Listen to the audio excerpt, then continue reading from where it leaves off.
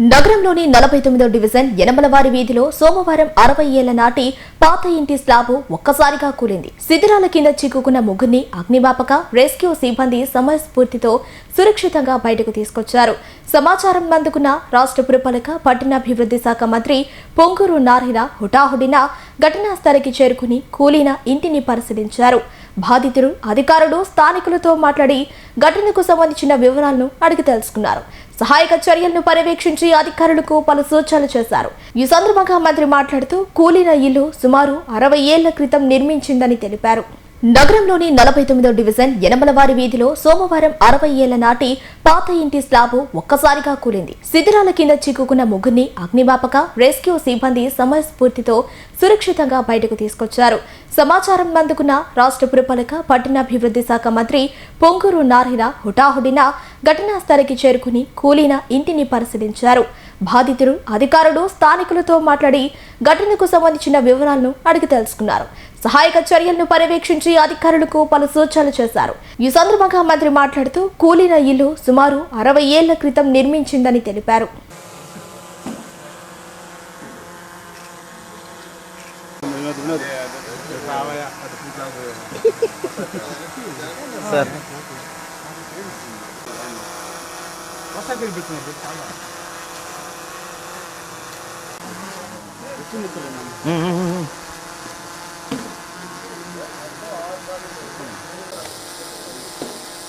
ముందుకు పని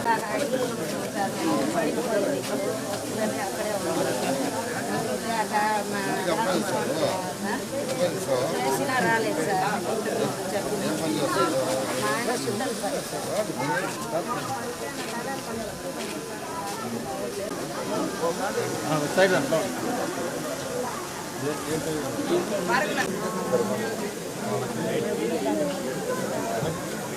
నెల్లూరు కార్పొరేషన్లో నెల్లూరు సిటీలో 49వ డివిజన్లో యనమలవారి వీధిలో ఒక బిల్డింగ్ కొలాప్స్ అయింది. ఇది 60 సంవత్సరాల పైగా కట్టిన బిల్డింగ్. అయితే ఆ బిల్డింగ్లో మొత్తం 12 భాగాలుగా, అంటే ఆ ఇల్లుని 12 సబ్ యూనిట్లుగా చేసి 12 మంది కాపురాలు ఉండేటట్టుగా యాక్చువల్గా ఏర్పాటు చేశారు. అయితే ప్రస్తుతం 4 ఇళ్లలోనే కాపురాలు ఉంటున్నారు, 8 ఇళ్లలో కాపురాలు ఉంటున్నారు. ఎంతో ఓల్డ్ బిల్డింగు. ఆ బిల్డింగు ఫ్రంట్ పార్ట్ పడిపోవటం, లోపల ముగ్గురు ఇరుక్కోబోయారు. అయితే వెంటనే జిల్లా అడ్మినిస్ట్రేషను దాని మీద స్పందించి వెంటనే అటు ఫైర్ వాళ్ళు, పోలీసు వాళ్ళు, ఎలక్ట్రిసిటీ వాళ్ళు అండ్ మున్సిపల్ డిపార్ట్మెంట్ అందరూ వెంటనే స్పాట్కి రావటం, ఏ విధంగా వాళ్ళని బయటకు తీయాలంటే ఎక్కడైతే ఇప్పుడే నేను చూశాను శిథిరాలు పడ్డాయో దాని నుంచి ముందుకు తీయలేరు, ముందుకు తీయడానికి లేదు. ఒకవేళ తీయపోయినా మిగతా పైన పడుతుంది.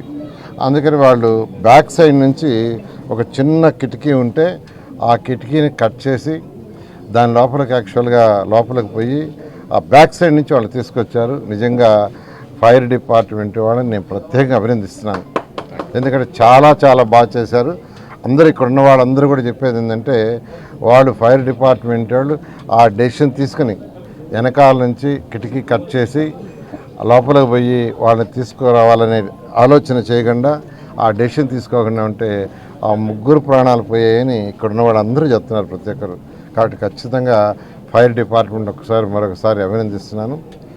ఏదైతే ఈ బిల్డింగ్ యాక్చువల్గా కొలాప్స్ ఆ 6 కాపురాలు ఉండేది, 8 కాపురాలు ఎవరైతే ఉండారో వాళ్ళకి ఇమీడియట్గా టిట్కో హౌసెస్ శాంక్షన్ చేయమని కమిషనర్ గారు కూడా చెప్పాను. వారు వెంటనే వాళ్ళ నైట్కి టెంపరీగా అరేంజ్ చేసి రేపు మార్నింగే ఆ టిట్కోకు సంబంధించిన అధికారులని అలాట్ చేసే వాళ్ళని పెట్టి రేపే అలాట్ చేయమని, ఆ విధంగా ఈరోజు ఈ ప్రభుత్వం, ఎన్డీఏ ప్రభుత్వం ఎక్కడైనా ఇటువంటి ఇన్సిడెంట్ జరిగి చేస్తుంది. నేను అందరికీ చెప్పేది ఏంటంటే ఎక్కడైతే ఓల్డ్ బిల్డింగ్స్ ఉన్నాయో ఆ ఓల్డ్ బిల్డింగ్స్ని డెమాలిష్ చేయడానికి మున్సిపల్ అధికారులు డెసిషన్ తీసుకున్నప్పుడు కొందరు అడ్డుపడుతున్నారు.